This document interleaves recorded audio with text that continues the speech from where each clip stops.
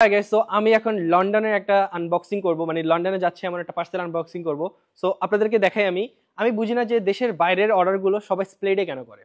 Because of quality, যেটা আমি বুঝতে পারলাম। কজ মনে করেন দেশের বাইরে তো সবাই অথেন্টিক পড়তেছে, সো আপনি দেশের বাইরে একটা স্নিকার নিয়ে যাবেন, ওটা অবশ্যই ফ্লেক্স করার জন্য নিয়ে যাবেন যে হ্যাঁ আপনি একটা স্নিকার পড়তেছেন যেটা অথেন্টিকের মতো বা অথেন্টিক।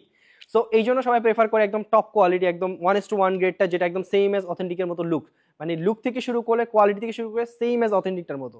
সো এই জন্য সবাই প্রেফার করে স্প্লেড, অ্যান্ড স্প্লেডে এসেই স্নিকার নিয়ে যায় বিকজ অফ কোয়ালিটি, যেন আপনি মানে ফ্লেক্স করতে পারেন যে হ্যাঁ সেম এজ অথেন্টিকটার মতো। সো আমি আপনাদেরকে কিছু আনবক্সিং করে দেখাই। আজকে একটা স্নিকার মানে একটা পার্সেল লন্ডন যাচ্ছে, তো এটা আমি আনবক্সিং করি। তো এটা হচ্ছে এয়ারওয়ে বিল।